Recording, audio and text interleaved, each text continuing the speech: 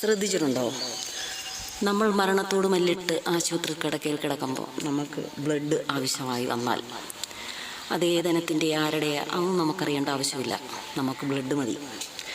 അതുപോലെ തന്നെ നമുക്ക് വിശപ്പ് വരുമ്പം ഒരു ഹോട്ടലിലേക്ക് കയറുന്നു, അതാരുണ്ടാക്കി എങ്ങനെ ഉണ്ടാക്കി അതൊന്നും അറിയണ്ട, നമ്മുടെ വിശപ്പ് മാറ്റിയാൽ മതി.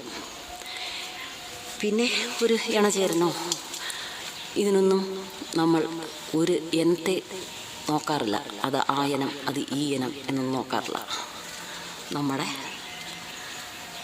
സംതൃപ്തി അതുമാത്രമല്ലേ നമ്മൾ നോക്കാറുള്ളൂ. അവിടെ എവിടാണ് ഇനമുള്ളത്, ഇനത്തെയും മറ്റുള്ളതിനെയൊക്കെ കുറിവെച്ച് ഇങ്ങനെ കൂത്താടുന്ന ആൾക്കാരുണ്ടല്ലോ, അവരാണ് ഇതിനെല്ലാം മുൻതൂക്കം കൊടുത്ത് എല്ലാവരെയും വേർതിരിച്ച് അങ്ങോട്ടും ഇങ്ങോട്ടും പായിക്കുന്നത്. കറക്റ്റല്ലേ? ഇതെൻ്റെ ചിന്തകളാണ്, നിങ്ങൾക്ക് എന്ത് തോന്നുന്നു? ശ്രദ്ധിച്ചിട്ടുണ്ടോ? നമ്മൾ മരണത്തോട് മല്ലിട്ട് ആശുപത്രി കിടക്കയിൽ കിടക്കുമ്പോൾ നമുക്ക് ബ്ലഡ് ആവശ്യമായി വന്നാൽ അതേതനത്തിൻ്റെ ആരുടെ അതൊന്നും നമുക്കറിയേണ്ട ആവശ്യമില്ല, നമുക്ക് ബ്ലഡ് മതി. അതുപോലെ തന്നെ നമുക്ക് വിശപ്പ് വരുമ്പം ഒരു ഹോട്ടലിലേക്ക് കയറുന്നു, അതാരുണ്ടാക്കി എങ്ങനെ ഉണ്ടാക്കി അതൊന്നും അറിയണ്ട, നമ്മുടെ വിശപ്പ് മാറ്റിയാൽ മതി. പിന്നെ ഒരു ഇണചേരനോ ഇതിനൊന്നും നമ്മൾ ഒരു എനത്തെ നോക്കാറില്ല, അത് ആ ഇനം അത് ഈ ഇനം എന്നൊന്നും നോക്കാറില്ല. നമ്മുടെ